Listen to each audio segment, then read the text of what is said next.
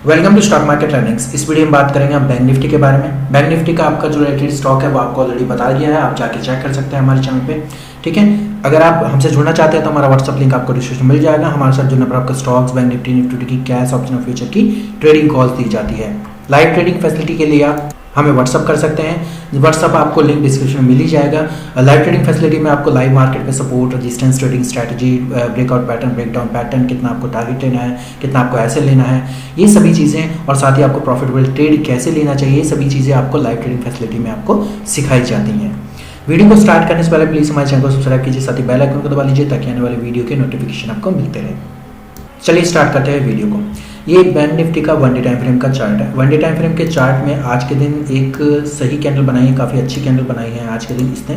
ठीक है, ये एक तरीके का एक उल्टा हैमर टाइप का सा कैंडल बना हुआ है, यानी कि उल्टी डोजी टाइप की एक कैंडल बनी है। क्या रेंज मैं आपको बताता हूँ। ये देखो, सक्सेस ये तभी होगी, ये कैंडल सक्सेस तभी होगी जब जो इसकी रेंज है, ठीक है, जब इसकी जो रेंज बनेगी, इसकी जो नेक्स्ट कैंडल बनेगी वो इससे नीचे की साइड में बननी चाहिए, तभी ये सक्सेसफुल होगा नीचे की साइड में। ठीक है, अब मान लो अब इसके नीचे की साइड में नहीं बन रहा और ये अप साइड में मूव कर गया, यानी कि यहाँ से अप साइड में मूव करने के बाद में ये इस लेवल पे घूमता रहा, यानी कि यहाँ से अप साइड में मतलब चला गया, अब इस लेवल पे ये घूम रहा है, काफ़ी देर तक इसी लेवल पे घूम रहा है, यानी कि 500 से 38,000 तक मतलब घूम सकता है, कोई बड़ी बात है नहीं, क्योंकि जैसे कि इस लेवल पे यहाँ पे कंसोलिडेशन हुआ था ना इन लेवल्स पे, तो वो यहाँ पे भी हो सकता है, कोई बड़ी बात है नहीं। कंसोलिडेशन की कोई ऐसा कोई टाइम नहीं होता कि यहाँ पे कंसोलिडेशन होगा कि नहीं होगा। ठीक है, अगर इसका लेवल, इसका जो हाई है वो हाई ब्रेक होता है तो टारगेट आपको क्या रखना है, टारगेट आपको सीधा 38,500 का रखना है। उसके बाद जो रेंज आपको रखनी है वो सीधा आपको पहले तो 700 की रेंज रखनी है, फिर उसके बाद सीधा आप 39,000 का टारगेट आप रख सकते हैं। ठीक है, अप साइड में तो मैंने आपको ये चीज़ें टारगेट आपको बताई है, स्विंग ट्रेडिंग करते हैं। तो लो साइड में जैसे आपका 500 ब्रेक होता है तो डेफिनेटली पहले आप 250 के लिए जाएंगे, फिर उसके बाद सीधा का सीधा 37,000 के लिए जाएंगे। ठीक है, पहले टारगेट आपको छोटा ही रखना है, ज़्यादा बड़ा नहीं रखना है, क्योंकि जब चीज़ पहले टारगेट मिल जाती है तो उसमें आपको प्रॉफिट होता है। अगर आप दूसरी बात प्रॉफिट लेने की कोशिश करते हैं तो बाई चांस आपको लॉस होता है तो लॉस उतना ही लीजिए जितना पहली ट्रेड में आपको प्रॉफिट हुआ है। ठीक है, मतलब रिस्क उतना ही लीजिए जितना आप सहन कर सकते हैं। अब ये चीज़ें जो होती हैं, सपोर्ट रेजिस्टेंस का जो मतलब मेंटेनेंस होती है, वो कैसे आपको मतलब डिसाइड करना चाहिए कि इस लेवल पे आपको ट्रेड करना है, इस लेवल को नहीं करना है। बात करेंगे हम नेक्स्ट ट्रेडिंग डे के बारे में। नेक्स्ट ट्रेडिंग डे हम 5 मिनट के टाइम फ्रेम पे बात करेंगे। बैंक निफ्टी का ये 5 मिनट का टाइम फ्रेम का चार्ट है। ठीक है, आज के दिन क्या रहा, आज के दिन इसने थोड़ी सी गैप अप ओपनिंग दी थी। गैप अप ओपनिंग इस वजह से दी थी क्योंकि FIDIs का डाटा तो मतलब बियरिश ही आया था, ज़्यादा कोई मतलब डाटा कोई अच्छा नहीं था। डाटा मैं आपको बता देता हूँ, ये देखिए, मतलब ये देखिए आप, ये जो चीज़ें हैं ना, आप पहले ये चेक कीजिए कि मतलब FIIs हैं, FIIs ने जो नेट सेल की है वो 1926 करोड़ की है, और DIIs हैं, इन्होंने टोटल बाइंग की है वो 800 करोड़ की मतलब की है। ये जो चीज़ें होती हैं ना, ये चीज़ें आपको स्विंग में मिलेगी, ऐसा नहीं है कि आज के दिन का ही किया, नहीं, ये स्विंग के लिए, होल्डिंग के लिए होती हैं कुछ चीज़ें। तो यानी नेक्स्ट डे के लिए भी सेल कर सकते हैं, उससे नेक्स्ट डे भी सेल कर सकते हैं। तो ऑल ओवर अगर देखा जाए तो नेक्स्ट डे के लिए ही ये होता है। ठीक है, ऑल ओवर जो बाइंग है, इनकी बाइंग इतनी थी, उन्होंने सेल वैल्यू ज़्यादा कर दी, तो इस वजह से जो इसकी नेट वैल्यू अब है वो नेगेटिव में आ गई। ठीक है, अब इसकी बाइंग वैल्यू है, बाइंग वैल्यू इतनी है और सेल वैल्यू इतनी है, तो बाय वैल्यू सेल वैल्यू से ज़्यादा हो गई, तो इसकी जो नेट वैल्यू है वो पॉजिटिव में आ गई। अब डिसाइड कैसे होता है कि डाटा बियरिश है या बुलिश? डाटा बियरिश होगा, क्यों? क्योंकि जो टोटल नेट वैल्यू इन दोनों का जोड़ के, DIIs तो मार्केट में ही है ना, मार्केट से बाहर तो है नहीं, तो FIIs और DIIs का जो नेट वैल्यू होती है ना, उन दोनों को मतलब जोड़ के या घटा के, जो जैसे भी चीज़ आप कर सकते हैं वैसे करके आप उसकी वैल्यू निकाल सकते हैं। मैं कैलकुलेटर से आपको बताता हूँ। कैलकुलेटर में जैसे कि मैंने कैलकुलेटर ओपन किया, अब कैलकुलेटर ओपन करने के बाद ये भी ओपन हो रहा है। ठीक है, ये देखो पूरा का पूरा जो हम 1926 है ना, 1926 माइनस 800, ठीक है, अब ये है 1126, यानी कि माइनस 1126। ठीक है, थोड़ी सी गलती होगी, पहले बैच फिर दोबारा कर लेते हैं।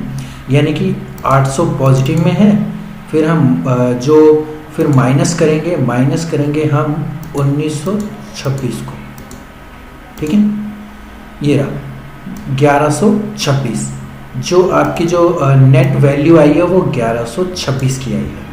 यानी कि इसने जो पूरी की पूरी जो वैल्यूज़ हैं, पहले यहाँ पे इसकी वैल्यू है, फिर इसकी वैल्यू है, यानी कि डाटा बियरिश और बुलिश का।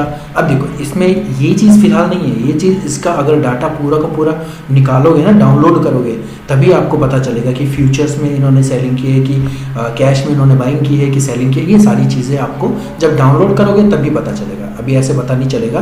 मैंने चीज़ें इतने क्लियर की कि 1100 करोड़ की टोटल सेलिंग पूरे मार्केट में FII-DIS के द्वारा की गई है, ठीक है। अब ये चीज़ें मैंने आपको बता दी हैं, जिस हिसाब से आप मार्केट का अंदाज़ा लगा सकते हैं, ठीक है। बात करेंगे इसके मतलब लगभग सपोर्ट और रेजिस्टेंस के बारे में। सपोर्ट और रेजिस्टेंस आपको यही चीज़ है, लेवल आपको ये चीज़ ध्यान में रखनी है। देखो रेजिस्टेंस आपका ये वाला बनेगा 37,900 का, और वो चीज़ मैंने आपको पहले भी बताई है कि रेंज तभी बनाई जाती है जब वहाँ पे या तो कंसोलिडेशन होता है या फिर 2 बार अप एंड डाउन का मतलब उसमें लेवल बना हो, ठीक है।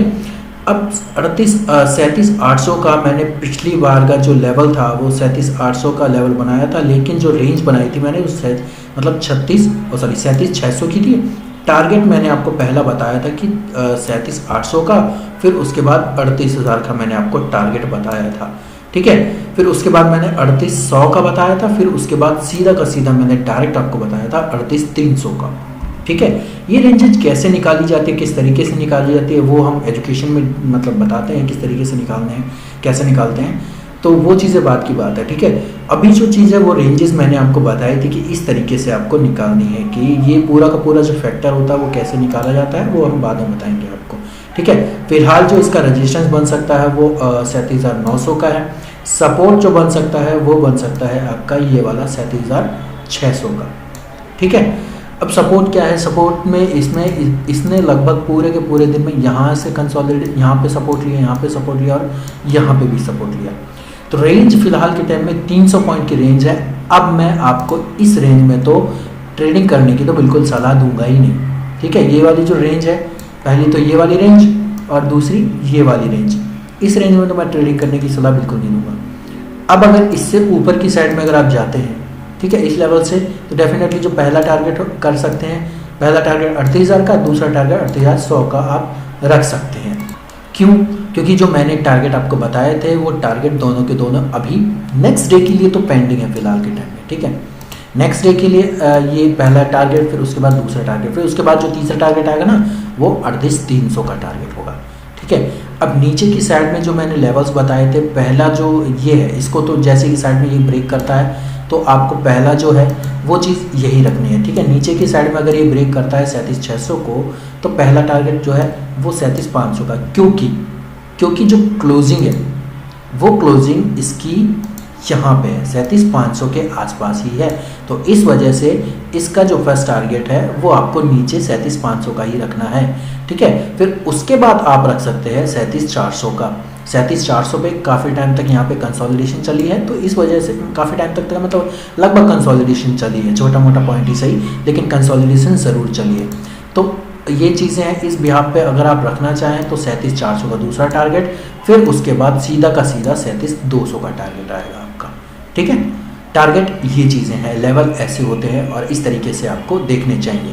पहले आप अगर देखो टारगेट अगर आपको लेना है तो मतलब पहले छोटा छोटा टारगेट लीजिए, ज़्यादा बड़ा टारगेट लेने की ज़रूरत नहीं है। जब आपके लेवल से ज़्यादा ही मतलब ज़्यादा ऊंचा चला जाता है तब आप बड़ा टारगेट ले सकते हैं, ठीक है। लेकिन उसमें भी आपको लेवल का ध्यान तो रखना ही पड़ेगा, बिना लेवल के तो आप प्रॉफिट में तो रह नहीं सकते, इतनी गारंटी मेरी है, ठीक है।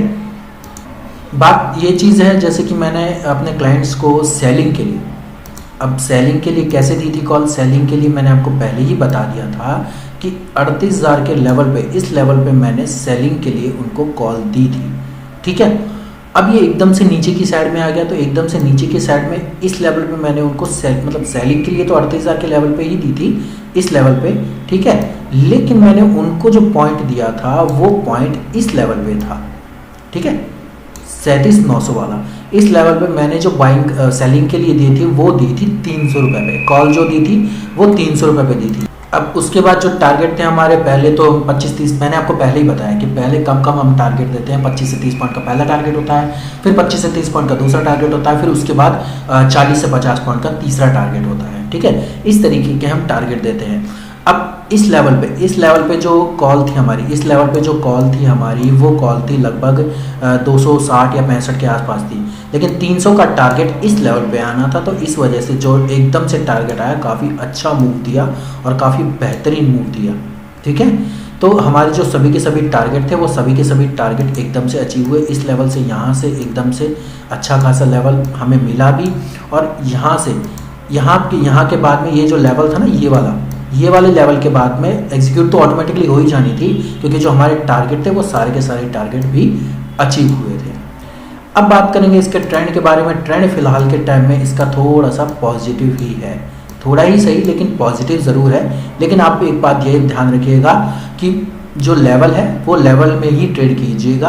आफ्टरनून के बाद थोड़ी सी नेगेटिविटी आ सकती है, नेगेटिविटी के चांसेस थोड़े से ज़्यादा हैं, थोड़ी सी नहीं कहूँगा मैं, थोड़े से ज़्यादा हैं, क्योंकि क्या है कि केसेस वगैरह भी बढ़ रहे हैं। ठीक है, और अब कह सकते हैं कि बिटकॉइन और ये फलाना वलाना जो क्रिप्टो करेंसी है ना, मतलब कह सकते हैं कि इनका भी थोड़ा बहुत मैटर होता है। 100 में से 10% तो होता ही होता है, इतना को तो मैं कह सकता हूँ, इतनी तो गारंटी मैं ले सकता हूँ। ठीक है, अब ये चीज़ें हैं, आपको पॉजिटिविटी की तरफ भी रहना है, और फिलहाल के टाइम में आपको लेवल भी ध्यान में रखने हैं। ठीक है, लेवल अगर आप ध्यान में रखें तो डेफिनेटली आप प्रॉफिटेबल रहेंगे। वीडियो अगर आपको अच्छा लगा तो वीडियो को लाइक कीजिए, चैनल को सब्सक्राइब कीजिए, साथ ही बेल आइकन को दबा लीजिए, ताकि आने वाले वीडियो के नोटिफिकेशन आपको मिलते रहें। धन्यवाद।